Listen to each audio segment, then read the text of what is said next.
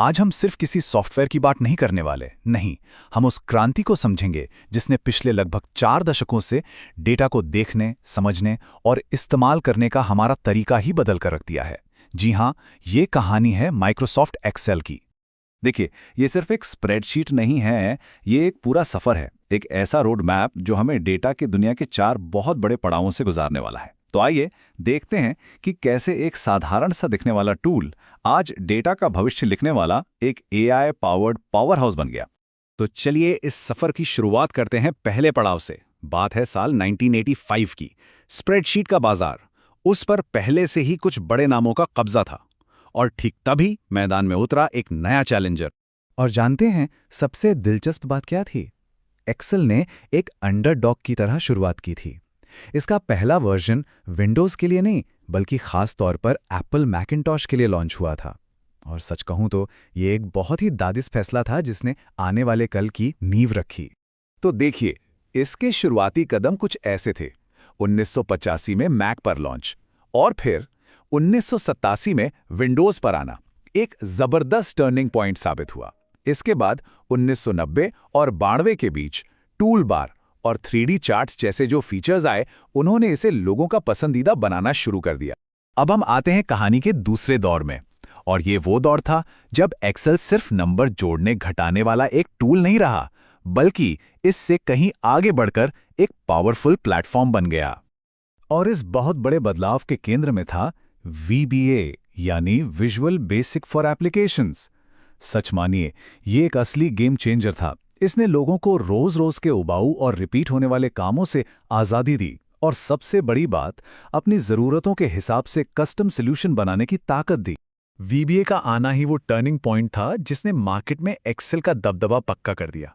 और इतना ही नहीं, इसी दौर में इसका पहला 32 बिट वर्जन आया और यूजर फॉर्म जैसे फीचर्स भी जुड़े। इन सब ने मिलकर इसे और भी ज्यादा, कहीं ज्यादा पावरफुल बना दिया। तो चलिए अब कहानी के तीसरे युग में चलते हैं।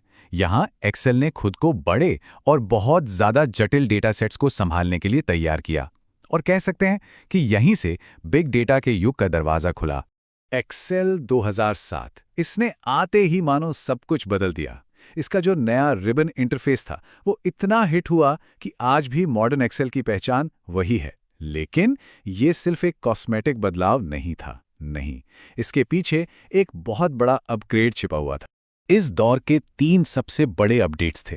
पहला तो रिबन इंटरफेस, दूसरा नया और ज्यादा सिक्योर XLSX फाइल फॉर्मेट, और तीसरा और शायद सबसे क्रांतिकारी बदलाव था ग्रिड का विस्तार। जानते हैं कितना? पंक्तियों की संख्या लगभग 65,000 से सीधे 10 लाख के पार पहुंच गई। इसी ने पहली बार लोगों को बड़े बड़े डेटा सेट्स के साथ काम करने की जबरदस्त ताकत। और फिर आया साल 2016 और साथ में आया पावर पिवट। इसने वो ताकत आम लोगों के हाथों में दे दी जो पहले सिर्फ डेटा एक्सपर्ट्स के पास हुआ करती थी। मतलब अब कोई भी कॉम्प्लेक्स डेटा एनालिसिस करके बिजनेस से जुड़ी गहरी से गहरी जानकारी निकाल सकता था। लेकिन दुनिया तेजी से बदल रही थी और एक्सेल के पारंपरिक ऑफलाइन मॉडल के सामने अब नई चुनौतियां थीं, जैसे कि रियल टाइम में डेटा के साथ काम करने में मुश्किल, डैशबोर्ड स्टैटिक थे, मिलकर काम करना यानी रियल टाइम कोलैबोरेशन तो था ही नहीं, और लोकल फाइलों में सिक्योरिटी का खतरा तो हमेशा बना रहता था। और बस इन्हीं चुनौतियों का जवाब देने के लिए हम आज के दौर में आते हैं। ये वो दौर है जहां एक्सेल एक बार फिर खुद को बदल रहा है ताकि कोलैबोरेशन, रियल टाइम डेटा और एडवांस्ड एनालिसिस जैसी चुनौतियों का सामना कर सके। ये बदलाव काम करने के तरीके में जमीन आसमान का फर्क ले आया। सोचिए, जहां पहले एक फाइल पर एक बार में एक ही इंसान काम कर सकता था, वहीं अब माइक्रोसॉफ्ट 365 और क्लाउड इंटीग्रेशन ने रियल टाइम में एक साथ काम करने को हकीकत बना दिया। ये जो नया क्लाउड कनेक्टेड मॉडल था ना, ये उन सभी पुरानी चुनौतियों का एक सीधा साधा जवाब था। अब फाइलें कहीं से भी एक्सेस हो सकती हैं, डेटा लाइव कनेक्ट हो सकता है, और सबसे बड़ी बात, पूरी की पूरी टीम एक ही वर्कशीट पर एक ही समय पर काम कर सकती है। और अब बात करते हैं एक्सेल की एनालिटिकल ताकत में लगी अब तक की सबसे बड़ी छलांग की। डेटा साइंस की दुनिया की सबसे पावरफुल भाषाओं में से एक, पाइथन, वो अब सीधे एक्सेल का हिस्सा है। और ये सच में एक बहुत बहुत बड़ा कदम है। और जानते हैं सबसे कमाल की बात क्या है? ये बहुत ही आसानी से काम करता है। मतलब सेल में बस पाइथन कोड लिखिए, सारी भारी भरकम प्रोसेसिंग माइक्रोसॉफ्ट क्लाउड पर होगी और नतीजे वो पलक झपकते ही आपकी वर्कशीट में वापस आ जाएंगे। इसका सीधा मतलब है कि अब पावरफुल एनालिसिस के लिए स्प्रेडशीट छोड़ने की जरूरत ही खत्म। और इस सफर का सबसे नया और शायद सबसे रोमांचक पड़ाव है आर्टिफिशियल इंटेलिजेंस का इंटीग्रेशन। को-पायलट के साथ एक इंटेलिजेंट भविष्य अब सिर्फ कल्पना नहीं बल्कि हकीकत बन चुका है। तो ये को-पायलट है क्या?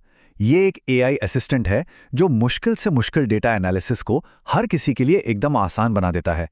बस आम बोलचाल की भाषा में एक सवाल पूछिए और को-पायलट खुद ब खुद डेटा को एनालाइज करेगा, चार्ट्स बनाएगा और वो जानकारी निकालकर सामने रख देगा जिसके लिए पहले गहरी टेक्निकल नॉलेज की जरूरत पड़ती थी। तो आइए इस शानदार सफर के सबसे अहम पड़ावों पर एक तेज नजर डालते हैं। 1985 एक चैलेंजर का जन्म, 1993 वीबीए की क्रांति, 2007 10 लाख से ज्यादा पंक्तियों के साथ सीमाओं को तोड़ना, 2016 पावर पिवट और बिजनेस इंटेलिजेंस का दौर, और आज पाइथन और एआई का इंटीग्रेशन। तो ये पूरी यात्रा इस बात का सबूत है कि एक्सेल ने कितना लंबा सफर तय किया है। एक साधारण सी मैक एप्लीकेशन से शुरू होकर आज ये एक cloud connected AI powered platform बन चुका है जो डेटा एनालिसिस के भविष्य की दिशा तय कर रहा है। और शायद यही एक्सेल की कामयाबी का असली राज है।